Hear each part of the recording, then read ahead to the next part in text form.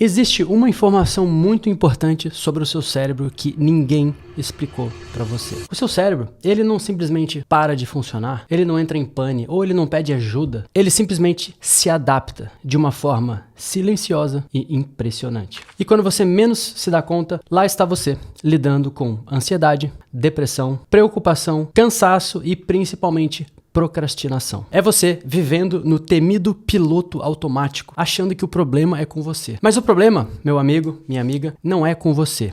É sobre os comportamentos que você tem, que são nocivos, mas que se tornaram normais para você. Às vezes por falta de atenção, e às vezes por comodismo. Então, eu vou te mostrar as 8 coisas mais importantes que você precisa corrigir para potencializar o seu aprendizado. A propósito, eu sou o Thomas, primeiro colocado no concurso de auditor da Receita Federal, e estudar sobre aprendizagem é só o que eu faço há muitos anos, todos os dias. Vamos lá? Depois de todos esses anos estudando neuroaprendizagem, eu percebi que tinha muitos comportamentos, muitos hábitos que eu praticava, que para mim era parte do cotidiano, mas que eram muito nocivos para o aprendizado e para minha saúde em geral. Portanto, essas 8 coisas que eu deixei de fazer não foi por causa de alguma coisa que estava na moda ou por causa de alguma coisa que alguém disse que eu deveria fazer, mas foi por entender como que o nosso cérebro funciona. A primeira coisa que eu eliminei da minha vida foi a necessidade de estar sintonizado 100% do tempo com algum estímulo. Eu tô falando de sempre deixar alguma coisa ligada, uma música, um vídeo, né? Principalmente aqueles vídeos curtos que são coisas horríveis aí para nossa saúde mental, podcasts, áudio, sempre alguma coisa ligada e conectada. Eu sentia a necessidade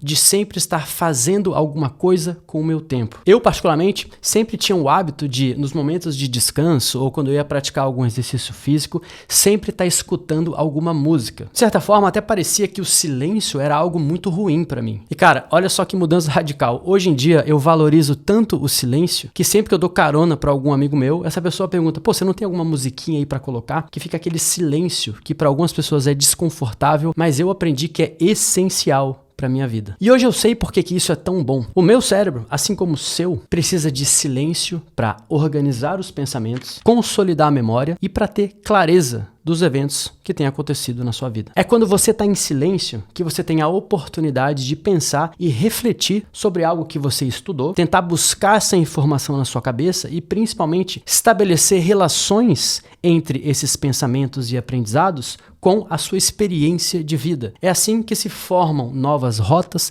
novas conexões para você acessar aquelas informações na sua cabeça. Quanto mais rotas, mais solidificado está aquele conhecimento dentro do seu cérebro. Pensa no seguinte, quando tudo é estímulo, nada vira conhecimento e sabedoria de fato. Sabe aquela pessoa que diz que em 6 meses leu 20 cursos inteiros em PDF, finalizou 8 cursos inteiros em videoaula e leu sei lá quantas leis secas? Beleza, mas de tudo isso que você leu e assistiu, o que isso mudou na sua vida? Você realmente aprendeu alguma coisa? Toda essa informação que você jogou lá para dentro do seu cérebro, você consegue acessar essa informação ou ela está lá perdida sem nenhuma rota de acesso? Lembra daquela máxima? Qualidade é sempre muito mais importante do que quantidade. Para assimilar toda essa informação que você coloca dentro da sua cabeça e montar novas rotas neurais para acessar aquele conhecimento, você precisa de silêncio. A segunda coisa que eu parei de fazer foram sessões de estudo muito longas. Quando um estudante é submetido a uma quantidade muito grande de informações, mesmo que sejam informações super importantes, ele vai ficar sobrecarregado e vai perder a capacidade de manter o foco e a atenção. Porque a verdade é a seguinte, o ser humano tem uma capacidade limitada de absorver conhecimento e informação numa única sentada. Por isso que na escola, geralmente, as aulas não têm uma duração de 4 horas. Geralmente são aulas de 45, 50 minutos, 1 hora no máximo. O cérebro humano gosta de receber conhecimento, deixar essa informação ser absorvida e depois revisitar esse assunto no futuro, que no mundo dos concursos nada mais são do que as revisões. Então, quando você tenta espremer uma quantidade absurdamente grande de informação de uma só vez, dificilmente você vai absorver muita coisa daquilo. Eis a importância dos intervalos para restaurar a energia cerebral. Mas atenção para um detalhe, você aí concurseiro da era digital, quando você for fazer um intervalo, você precisa saber quais são as atividades que são cabíveis e pertinentes para você fazer durante esse intervalo. Se você passou ali 90 minutos, 120 minutos fritando a sua cabeça com direito constitucional, direito administrativo e contabilidade, na hora que você senta para fazer um intervalo, você precisa priorizar atividades que baixem a energia cerebral. Você precisa descansar o seu cérebro nesse intervalo. Então, se você for usar o seu intervalo para ver vídeos curtos de dopamina barata, né, TikTok, Reels, Shorts do YouTube e vários outros vídeos por aí, você não vai conseguir descansar a sua cabeça. Você vai ter uma ilusão de descanso, mas quando você for entrar na sessão seguinte de estudo, depois do intervalo, você vai estar já saturado. Então, você vai cansar muito mais rápido, por isso é muito importante aproveitar os intervalos para restabelecer a energia cerebral, preparando para a sessão seguinte de estudo. Então priorize aí atividades como meditação, alongamento, uma caminhada em volta da sala, lavar uma louça, alguma atividade mecânica que você não precise ficar pensando em muita coisa. A terceira coisa que eu tentei parar de fazer foi de tentar ser multitarefas o tempo todo. Eu não sei porquê, mas no mundo atual parece que existe aí uma tendência de demonstrar e de deixar claro para todo mundo que ser multitarefas é algo extremamente positivo. E eu confesso para você que até pouco tempo atrás eu trabalhava no meu computador com 5 janelas abertas distribuídas entre 2 telas de computador. Eu sempre tive essa tendência aí de ser um pouco multitarefa também, talvez pelo fato de eu ser bastante hiperativo. Mas de um tempo para cá eu parei de romantizar essa história toda e descobri que o cérebro ele não serve para focar em 2 coisas ao mesmo tempo. É claro que tem algumas coisas que você pode e deve e precisa fazer ao mesmo tempo. Por exemplo, se você está mastigando um chiclete e está andando e se depara com uma escada, você não vai cuspir o chiclete para poder subir a escada. Você consegue subir uma escada e mastigar chiclete ao mesmo tempo, né? Mesma coisa é ler um livro e respirar. Você não precisa tampar a respiração para você conseguir ler um livro. Você consegue fazer as 2 coisas ao mesmo tempo. Claro que eu dei uma exagerada aqui para tentar explicar para você, mas quando se trata de tarefas complexas, ou como diria o Chris Bailey nesse livro muito bom aqui chamado Hiperfoco, quando são tarefas em que cada uma delas ocupa uma parte muito grande do seu espaço atencional, da sua atenção, não tem como conciliar 2 atividades. Quando você tenta focar ao mesmo tempo em mais de uma atividade complexa, o que você faz, na verdade, é trocar de foco constantemente. Só que essa troca de foco, ela demanda muita energia cerebral. Por isso que no final do dia, além de ter finalizado menos atividades do que se você tivesse focado em uma de cada vez, você acaba muito mais cansado. Você produziu menos e cansou muito mais. E quando eu passei a aplicar isso na prática, quando eu passei a focar em uma atividade de cada vez, eu percebi uma melhora rápida e absurda. Simples assim. Eu conseguia produzir muito mais no meu dia e no final desse dia eu estava muito menos cansado e muito mais disposto aí para passar tempo aí com a minha família, com a minha mulher e com o meu filho. Porque no final das contas, a verdade é a seguinte: multitarefas não é produtividade, é uma grande dispersão. Eu convido você a fazer esse teste. Coloca aqui nos comentários como que você divide as suas atividades no dia a dia. Você tenta conciliar muita coisa ao mesmo tempo? Você divide o seu dia em blocos? Conta pra mim que eu quero muito saber. Tô curioso. A quarta coisa que eu parei de fazer foi já começar o dia mexendo no celular. Se a primeira coisa que você faz no seu dia quando você acorda é entregar o seu bem mais precioso, que é o seu cérebro, para uma fábrica de dopamina barata, que é o celular, todo o seu sistema de recompensa vai ser programado para isso até o final do dia. Então, se você começa o seu dia vendo vídeos curtos, como Shorts, Reels, TikTok, etc., vai ser muito mais difícil para você manter o seu foco e a sua concentração em outras atividades que teoricamente são mais monótonas, como por exemplo a leitura de um livro e a leitura de materiais de concurso. O seu cérebro vai rejeitar com muito mais força qualquer tipo de esforço. Então a minha sugestão para você é a seguinte: quando você acordar amanhã, não fuça no seu celular. Levanta da cama, toma uma água, se hidrata, faz um alongamento, coloca a mesa do café da manhã, toma um café da manhã com calma e depois vai direto para os estudos. Deixa para mexer no celular, se você tiver essa possibilidade,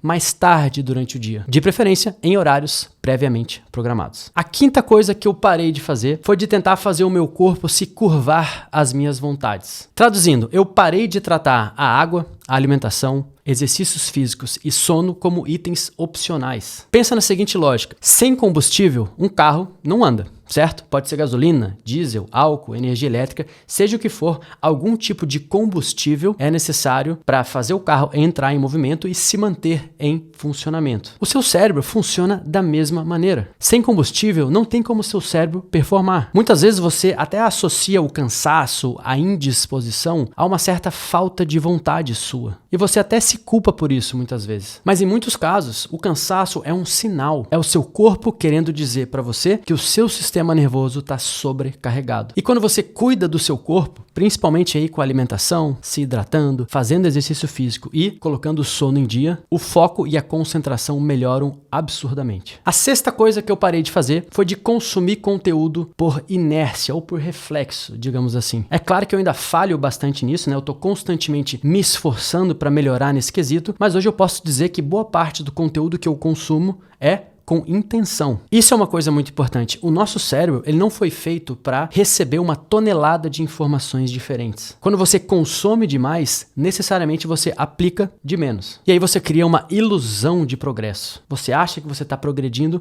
mas na verdade você está só se distraindo. Deixa eu dar um exemplo para ilustrar essa situação. Imagina que você quer estudar para concurso, e aí, para conseguir estudar de maneira mais eficiente, de maneira mais produtiva, você consome vários tipos de conteúdo que vão te ensinar a fazer isso de maneira mais otimizada, como esse conteúdo que você está consumindo agora, esse vídeo que você está assistindo meu. Até aí, tudo certo, tudo show. O problema começa a aparecer quando você passa o dia inteiro consumindo material sobre como estudar, mas não abre uma única página de alguma disciplina, de algum material que você tem para efetivamente estudar, efetivamente consumir as disciplinas que vão te preparar para a prova. Você percebe que isso é um problema, não percebe? Então toma cuidado, porque é sim muito importante aprender a estudar de maneira eficiente, principalmente seguindo conselhos, dicas e técnicas daqueles que já passaram por esse caminho, mas informação sem ação não é nada. E qual que é o resultado disso então? Cansaço mental, paralisia e procrastinação. Você já sentiu isso? Comenta aqui embaixo. Eu já senti isso muitas vezes na minha jornada de concurseiro e era uma coisa que eu constantemente trabalhava para melhorar. Então, antes de consumir algum conteúdo, faça as seguintes perguntas para você mesmo. Por que você está assistindo isso? O que você vai fazer com isso?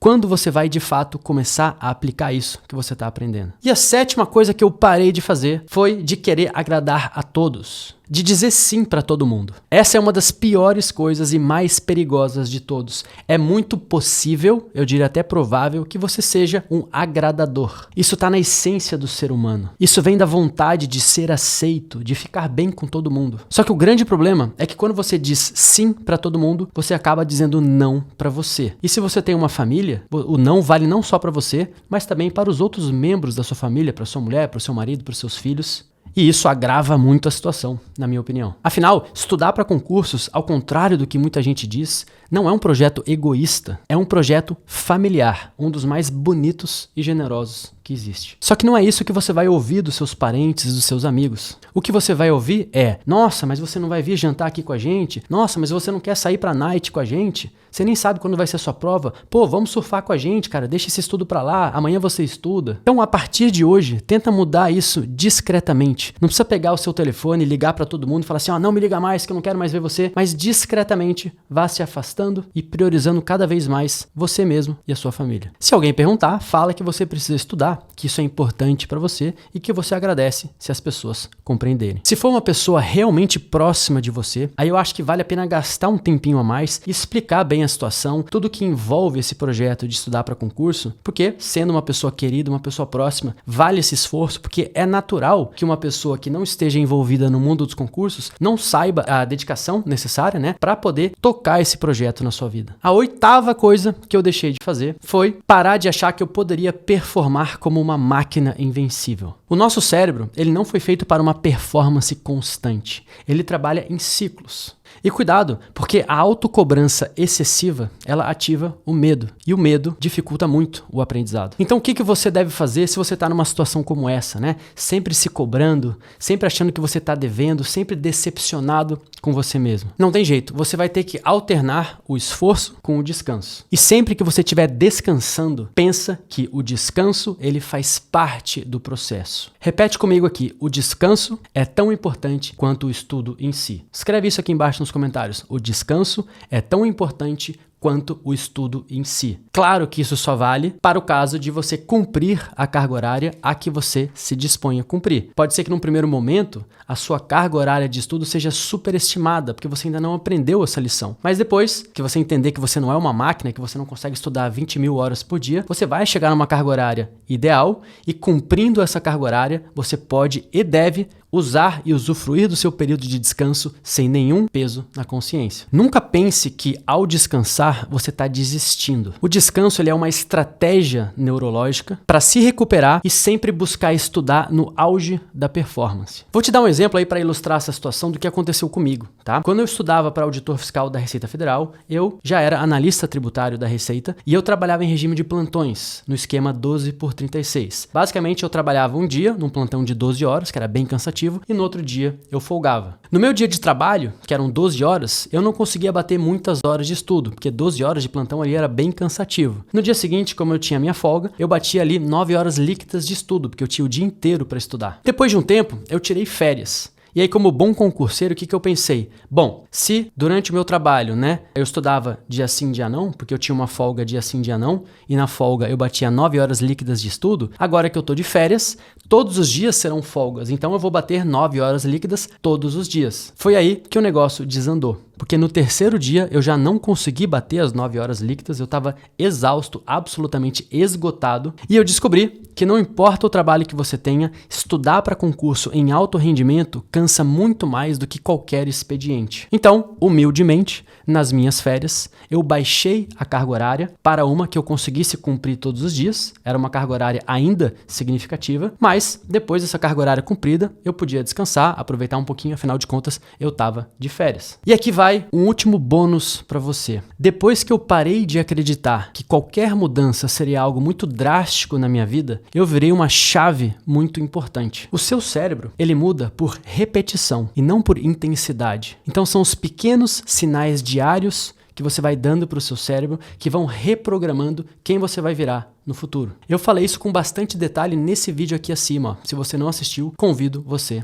a assistir. E eu vou ficando por aqui. Se você acha que esse vídeo de alguma maneira te ajudou a entender alguns hábitos que precisam ser reprogramados para que você consiga estudar com mais eficiência e com mais leveza, eu peço encarecidamente do fundo do meu coração que você se inscreva no meu canal e que você curta esse vídeo para me ajudar a continuar produzindo vídeos, para ajudar você a conquistar um futuro melhor para você e para sua família. Muito obrigado, um grande abraço e até o nosso próximo vídeo.